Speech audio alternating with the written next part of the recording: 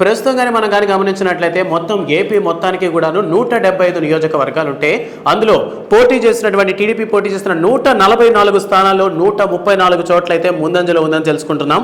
జనసేన పోటీ చేసినటువంటి 21 స్థానాల్లో 20 చోట్ల ముందంజలో ఉన్నట్టు మనకి ఇప్పుడు తెలుస్తోంది. బీజేపీ పోటీ చేసినటువంటి 10 స్థానాల్లో 7 చోట్ల ముందంజలో ఉంది. అలానే గారి చూసుకున్నట్లయితే మొత్తంగా 14 చోట్ల మాత్రమే వైసీపీ ఆధిక్యాన్ని సొంతం చేసుకుంది. సో మొత్తంగా 161 స్థానాల్లో కూటమి ఆధిపత్యం చెలాయిస్తుందని చెప్పుకోవచ్చు. కానీ మనం ముఖ్యంగా గమనించుకున్నట్లయితే నియోజకవర్గాల వారిగా ముఖ్యంగా ఉమ్మడి నెల్లూరు జిల్లాలో ఉన్నటువంటి కావలి నియోజకవర్గం గురించి కానీ మాట్లాడుకున్నైతే టీడీపీ నుంచి పోటీ చేస్తున్నటువంటి కావ్య కృష్ణారెడ్డి గారికి 59,094 ఓట్లు అయితే పోలయ్యాయి. అలానే వైసీపీ నుంచి రామిరెడ్డి ప్రతాప్ కుమార్ రెడ్డికి 39,309 ఓట్లు అయితే పోలయ్యాయి. అలానే పసుపులేటి అంటే ఇండిపెండెంట్ అభ్యర్థిగా పోటీ చేస్తున్నటువంటి పసుపులేటి సుధాకర్కి 5,733 ఓట్లు అయితే పోలవడం జరిగింది. సో ఇక్కడ కానీ చూసుకున్నట్లయితే లీడింగ్ లో ఉన్నటువంటి కావ్య కృష్ణారెడ్డి 19,785 ఓట్ల మెజారిటీతో ముందంజలో ఉన్నారనే తెలుస్తుంది. ఇక్కడ మనకి నెల్లూరు రూరల్ విషయానికి వచ్చేసరికి కోటంరెడ్డి శ్రీధర్ రెడ్డి అలానే ఆదాల ప్రభాకర్ రెడ్డి అయితే ఇక్కడ పోటీ పడుతున్నారు. టీడీపీ తరపున పోటీ చేస్తున్నటువంటి కోటంరెడ్డి శ్రీధర్ రెడ్డికి అయితే 55,472 ఓట్లు అయితే పోలవడం జరిగింది.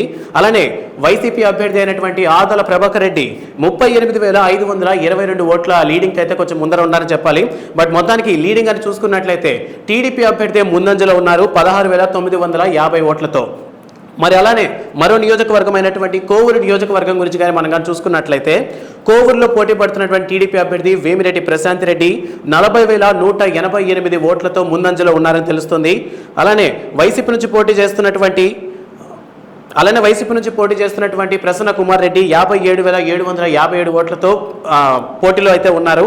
మొత్తానికి లీడింగ్ అని మనం కానీ గమనించినట్లయితే 40,188 ఓట్లతో ముందు లీడింగ్లో ఉన్నారనే మనకు తెలుస్తుంది.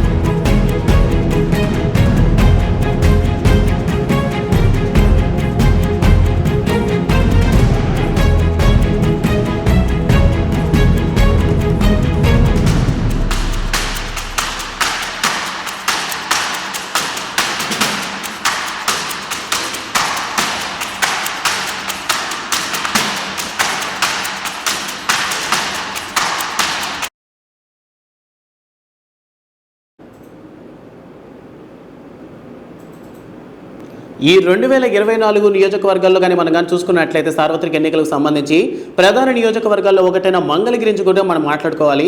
మంగళగిరిలో నారా లోకేష్ అయితే పోటీ చేస్తున్నారు. టీడీపీ ముఖ్య నేత నారా లోకేష్ గెలుపు పైన ఆసక్తి నెలకొంది. మంగళగిరి నుంచి 2019లో పోటీ చేసి ఓడిన లోకేష్ ఈసారి గెలుపు కోసం తొలి నుంచి వ్యూహాత్మకంగా అడుగులు వేశారు. నియోజకవర్గంలో ప్రతి గ్రామంలో మమేకమయ్యారు. తాను ఓడిన చోటే గెలిచి అసెంబ్లీకి వస్తానని, మంగళగిరిలో గెలిచి తన తండ్రి చంద్రబాబుకు గిఫ్ట్గా ఇస్తానని గతంలో చెప్పడం మనం గమనించాం. ఇప్పుడు ఎగ్జిట్ పోల్స్ లో మంగళగిరి నుంచి లోకేష్ గెలుస్తారనే అంచనాలు వచ్చాయి. అందుకు తగ్గట్లుగానే ఆయన ప్రెజెంట్ లీడింగ్ లో ఉన్నారు. లోకేష్ 2017 మార్చి 30న ఆంధ్రప్రదేశ్ శాసన మండలికి ఎన్నికయ్యాడు. పంచాయతీ మరియు ఐటీ శాఖ మంత్రిగా సేవలు అందించారు.